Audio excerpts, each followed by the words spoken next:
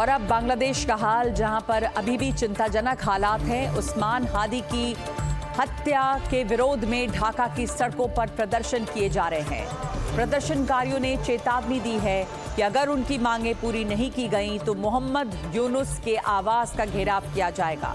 इनकी मांग है कि 30 दिनों के अंदर अंदर हादी की हत्या के मुकदमे पर सुनवाई की जाए और हत्या के पीछे के साजिशकर्ताओं की जल्द पहचान की जाए और उनकी गिरफ्तारी हो।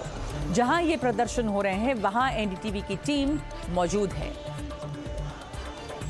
ढाका में ये शाहबाग इंटरसेक्शन है और पिछले कई दिनों से शाहबाग इंटरसेक्शन वो इलाका बन चुका है जहां पर उस्मान हादी, जो इंकलाब मंच के एक युवा नेता थे, उनकी हत्या के बाद यहां पर जो एक गुस्सा और उनके समर्थकों का जो हुजूम है वो यहां उमड़ा आपको पीछे दिखाई पड़ेगा। लगातार उन्होंने आज से एक बड़े आंदोलन का ऐलान किया है और साथ में ये भी कहा है कि अगर सरकार ने जल्द से जल्द उनके जो किलर्स हैं जिन्होंने उनको मारा, उन्हें लगता है कि आवामी लीग का उसमें हाथ था, अगर उन्हें नहीं पकड़ा गया तो ये जो पूरा यहाँ पर प्रोटेस्ट हो रहा है ये और भी उग्र और भी बड़ा होगा। ये जाकर यहाँ पर जो मोहम्मद यूनुस सरकार है उसका घेराव करेंगे। 18 तारीख को जब उनकी मौत की खबर आई थी उसके बाद बांग्लादेश में काफ़ी, खासतौर से ढाका में काफ़ी हिंसा भी हुई थी। आज पुलिस ने यहाँ पर एक प्रेस कॉन्फ्रेंस करके कहा कि दो जो उनके जिन लोगों ने मारा था, जो कॉन्स्पिरेटर्स हैं, वो भारत भाग चुके हैं और सरकार बात कर रही है उन्हें वापस लाने के लिए। इस वक्त ढाका में हालात तनावपूर्ण बने हुए हैं। सहयोगी मोमिन के साथ अंकित त्यागी, एनडीटीवी। और बांग्लादेश में बिगड़े हुए हालात की हर तस्वीर दिखाने के लिए एनडीटीवी ग्राउंड पर मौजूद है, जहां पर दीपू दास के घर वालों ने एनडीटीवी के सामने एक बड़ा खुलासा किया। वहीं इस पूरी घटना के चश्मदीद ने एनडीटीवी को दिल दहला देने वाला मंजर बयान किया है। कैसे दीपू के साथ जानवरों के जैसा बर्ताव किया गया, भीड़ ने किस तरह की बर्बरता दिखाई, ये सब कुछ एक चश्मदीद ने एनडीटीवी के सामने बताया।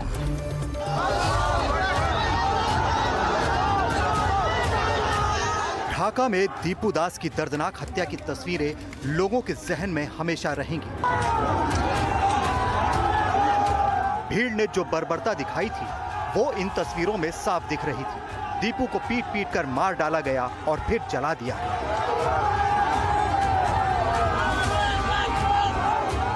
ढाका से 1.5 घंटे की दूरी पर दीपू दास का गांव है। एनडीटीवी की टीम दीपू दास के घर पहुंची। दीपू के परिवार वालों का दर्द शब्दों में बयां नहीं किया जा सकता। बताया जा रहा था कि दीपू दास के एक सहकर्मी ने ईशनिंदा का आरोप लगाया था, जिसके बाद उस पर हमला हुआ। हालांकि बाद में अधिकारियों ने कहा कि इस बात के कोई सबूत नहीं मिले कि दीपू दास ने ईशनिंदा की थी। जब एनडीटीवी की टीम दीपू दास के घर पहुंची तो दीपू के पिता ने भी एनडीटीवी को बताया कि उनके बेटे को नौकरी मिलने में किस्मत का साथ मिला, क्योंकि लॉटरी निकाली गई थी। दीपू बीए पास था और प्रमोशन के लिए भी तैयार था, लेकिन जिन लोगों को नौकरी नहीं मिली उन्होंने उसकी हत्या की साजिश रची। उन्होंने उसे कई बार जान से मारने की धमकी दी थी। वो उन्हें अपनी नौकरी कैसे दी? इन्हीं लोगों ने फिर मैनेजर के पास जाकर शायद उसे रिश्वत दी। उन्होंने अफवाहें फैलाई कि दीपू दास ने ईशनिंदा की है। घटना क्या हुआ, आप लोगों को कैसे पता चला घटना के बारे में? ঘটনাটা কেমনে হইছে? ঘটনা আমি জানি না। ছেলেটাকে ঢাকা থাকতো অফিসে, ও এখানে মেসে থাকতো, মেসে খাইতো। 2-2.5 বছর ধরে ওখানে একই কোম্পানি চাকরি করতো।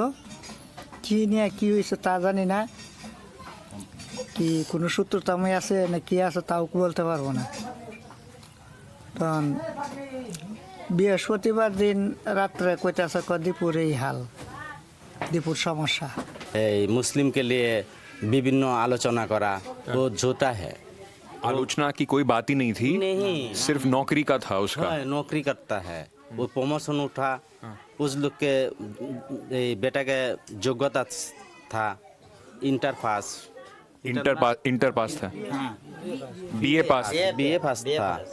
उसका नौकरी दिया, उसका के रैंक ऊपर उठाने के लिए बोला जो वो योग्यता है, उसके लॉटरी लगा। वो लोग घूस दे के उसका के मैनेजर के बोला। दीपू दास के परिवार ने एनडीटीवी को ये भी बताया कि पुलिस वालों ने किसी तरह की कोई मदद नहीं की और भीड़ को देखकर पुलिस वहां से भाग गई। बहुत लोग है, वहाँ पर जो पुलिस था उन्होंने रोकने का कोई कोशिश नहीं की? नहीं कोनो साहाय्य नहीं मिलेगा ओकरा खातिर बेटा खातिर कोनो साहाय्य नहीं मिलेगा वहाँ से बांग्लादेश भाग में गया। हम सारा विश्व के कहता नहीं पुलिस वहाँ से भाग गया, पब्लिक देख के पुलिस भाग गया। बेटी ही है हमारा नातनी आपकी नातिन है। नातिन ही है करेजा बहुत फट जाता कोनो जाते ससुर दामाद ना रह सके ये वयस में ये बोली हम किए। दीपू दास के भाई ने एनडीटीवी को बताया कि उसे फोन आया कि कुछ लोगों ने उसके भाई को मार डाला है। বলছিল আমার ভাইয়ের বন্ধু বলছিল भीड़ की इस पूरी बर्बरता की कहानी एनडीटीवी के सामने चश्मदीद ने बताई। चश्मदीद ने बताया कि दीपू दास को बेरहमी से पीटा गया, उसके चेहरे और सीने पर हमले किए और उसके शव को कम से कम 1 किलोमीटर तक घसीटकर एक पेड़ से लटका दिया और आग भी लगा दी। তাকে রক্তাক্ত অবস্থায় গেটের বাহিরেই মূলত এক প্রকার তার নিঃশ্বাস শেষ নিঃশ্বাস বললেই চলে এই অবস্থায় তাকে উল্টো করে পায়ে ধরে প্রায় 1 কিলোমিটার জায়গা তাকে টানতে টানতে নিয়ে আমাদের কোনো স্কোয়ার মেইন বাস স্ট্যান্ড সামনে একটা গাছে ঝুলিয়ে রশি দিয়ে বেঁধে প্রথমে পায়ে বাঁধে তারপর গলাতে রশি দিয়ে পেঁচ দিয়ে তাকে দানের যে নেড়া বলে খের বলে সেই খের দিয়ে তার বুকে মুখে আগুন লাগিয়ে দেয়। ততক্ষণে হয়তো রশিটা পুড়ে নিচে পড়ে যায়। হাজারো জনতা ছিল সেখানে, কিছু সংখ্যক মুসলিম সম্প্রদায়ের লোক হয়তো এটা ঘটাইছে। আমরা ওই জায়গায় ছিলাম, কোনো কথা বলার হয়তো ভারসাম্য किसी ने ছিল না। बचाने का कोशिश नहीं किया? হ্যাঁ, বাঁচানোর জন্য হয়তো দূর থেকে অনেকে চেষ্টা করছিল, কিন্তু তাদের ওই যে দুষ্কর্ম এই ভয়ে হয়তো কেউ সামনে প্রকাশ করতে যায় না, কারণ তখন তাদের যে মন মানসিকতা অসুরের মতো ছিল আর কি। दीपू दास की हत्या का मंजर भयानक था। जिस पेड़ से लटकाकर दीपू दास को जलाया गया, उस पेड़ के पास एनडीटीवी की टीम पहुंची। जब हम वहां शूट कर रहे थे तो आसपास हालात काफी चिंताजनक थे। लोग देख रहे थे कि ये सब शूट क्यों किया जा रहा है।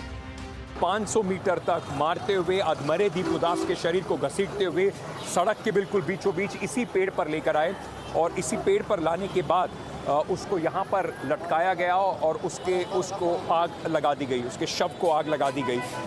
बुरी तरीके से यहाँ पर उसके जो मारा गया था, उसके बाद वो अधमरी हालत में यहाँ पहुँचा। उसके जो फैक्ट्री के मैनेजमेंट था, उन्होंने गेट के बाहर उसको उसके अधमरी हालत में उसको ले जाने दिया और उसके बाद दीपू दास के साथ जो हुआ वो एक बिल्कुल भयावह बांग्लादेश की अब सच्चाई बन गई है। इस वक्त मैं जो आपको दिखा रहा हूँ ये वही पेड़ है और इस पेड़ के ऊपर अभी भी जली हुई कुछ पत्तियाँ दिखाई पड़ जाएंगी और हमें भी यहाँ से जल्दी निकलना होगा, क्योंकि बहुत सारे लोग यहाँ पर आके सिर्फ इस बात के लिए ही खड़े हुए हैं कि यहाँ पर क्या बातचीत हो रही है, हम यहाँ क्यों शूट कर रहे हैं। इस पेड़, ये जो अब पेड़ है, ये पेड़ अब उस बात की निशानी बन चुका है कि बांग्लादेश में इस वक्त हालात किस तरफ जा रहे हैं। 29 साल के दीपू दास को 18 दिसंबर को ईशनिंदा के झूठे आरोपों के बाद भीड़ ने बेरहमी से पीट कर मार डाला। इस जघन्य घटना की दुनिया भर में कड़ी निंदा हो रही है। ढाका से अंकित त्यागी, एनडीटीवी इंडिया।